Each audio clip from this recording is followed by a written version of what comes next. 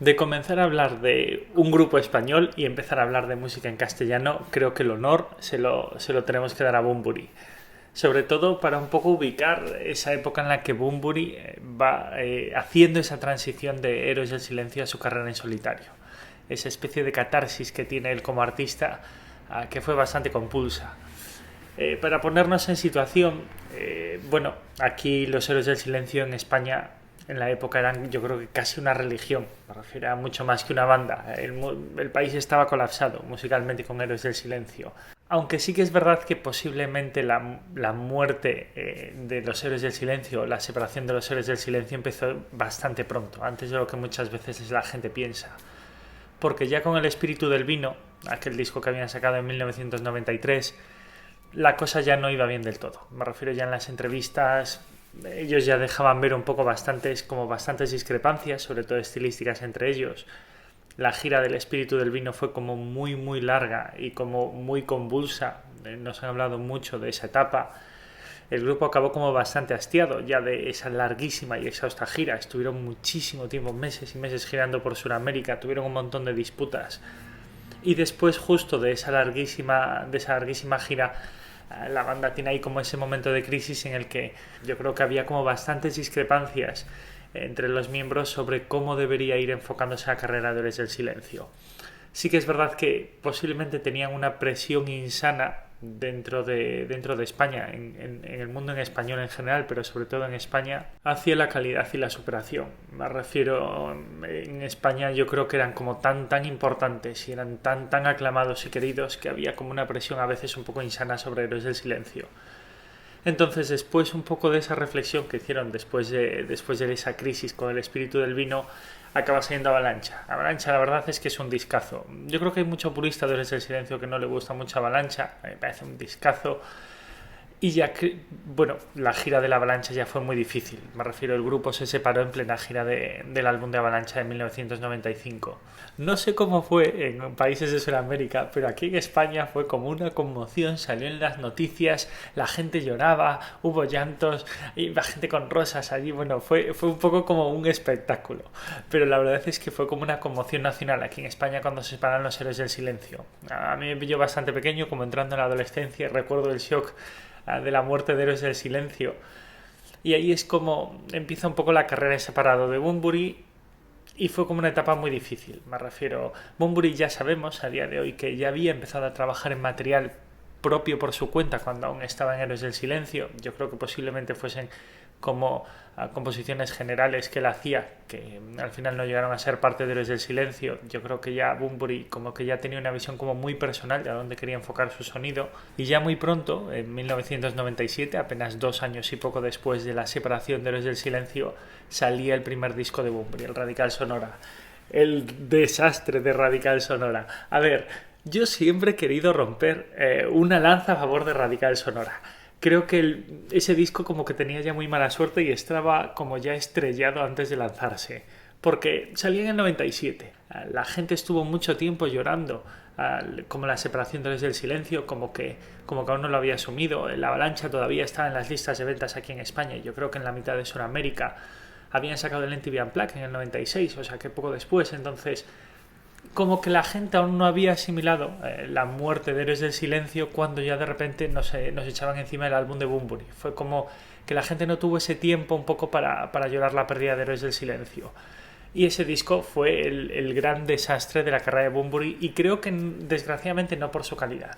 Yo creo que después de tantos años como de éxito y de rock clásico, Bunbury, que era una persona como muy inquieta creativamente, quería hacer algo nuevo, quería como posiblemente romper demasiado con lo que había hecho con Héroes del Silencio, y tal vez fue como un cambio demasiado brusco. Si os acordáis, se había cortado el pelo muy corto, esa gran melena mítica de Bunbury. Había cambiado como su forma de vestir, como esa especie de electrónico raro. Era un poco curiosa su imagen. El disco además se había hecho como por todo lo alto, se había ido a grabarlo a Londres, había cogido a gente de producción y a gente para el trabajo como ingenieros de sonido muy caros y todo como muy grandioso. Tenía como muchas influencias electrónicas y de bases enlatadas, tenía como muchas cosas ahí metidas, era como muy distinto.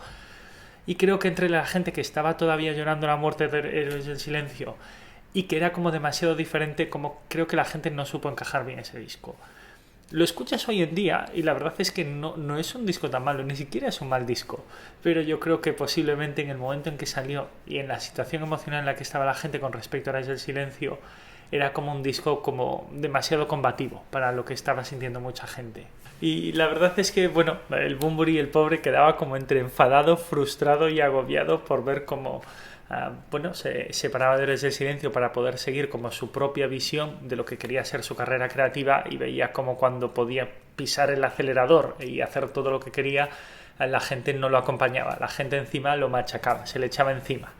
Entonces yo creo que fue un momento como muy difícil. En las entrevistas Bunbury recuerda esa etapa como muy amarga. Fue entre una cura de humildad, una incomprensión, hasta tal punto que en algunos momentos nos ha dicho que se planteó muy seriamente ya el dejar su carrera, visto que no podía hacer lo que él quería o que el público no le acompañaba lo que él quería, que él posiblemente ya iba a acabar dejando su carrera creativa.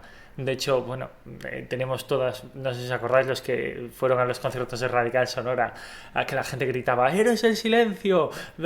¡Canta canciones de Avalancha!». Honestamente, era un poco bochornoso para un artista que estaba empezando una nueva etapa de su carrera. Pero bueno, hay que poner las cosas en situación, posiblemente. Y después de todo eso, yo creo que Bunbury se queda como en un estado como muy fatigado emocionalmente, muy triste, como muy decepcionado con el mundo. Yo creo que la palabra que mejor lo define posiblemente sea decepcionado. Y empieza a trabajar pues como en letras como muy intimistas, como muy propias. Y entonces hace como un último esfuerzo por volver a trabajar en su carrera de otra vez completamente libre, haciendo lo que le da absolutamente la gana, que es lo que hace siempre Bunbury, y además hace bien. Y además, dentro como de esa tristeza y dentro de ese sentimiento de incomprensión y de abandono por la comunidad de fans que tiene Bunbury, nace el grandísimo disco de Pequeño. Para mí yo creo que el mejor disco que ha hecho Bunbury en solitario. Es precioso. Porque además creo que es un disco que ya empieza con buen pie. Me refiero, Bunbury escribe las letras. Una de las cosas más grandes que tiene Bunbury son sus letras. Bunbury escribe esas letras como ya sin grandes pretensiones o sin pretender agradar a nadie, ya con una absoluta libertad de, bueno, pues mira, este es mi último intento, yo hago lo que me dé la gana. Lo hace además de una manera como muy personal y muy intimista, porque fue como un momento muy difícil dentro de la carrera y de la vida de Bunbury, con lo cual Bunbury tiene una visión como muy, muy emocional de las letras. Muchas veces las letras de Eras del Silencio eran como un tanto ambiguas, con lo cual nunca terminabas de saber bien de qué iban o qué te intentaban reflejar. Y sin embargo, Pequeño tiene unas letras como muy emocionalmente explícitas, sabes muy bien de lo que te está hablando Bunbury, sabes muy bien cómo se siente Bunbury.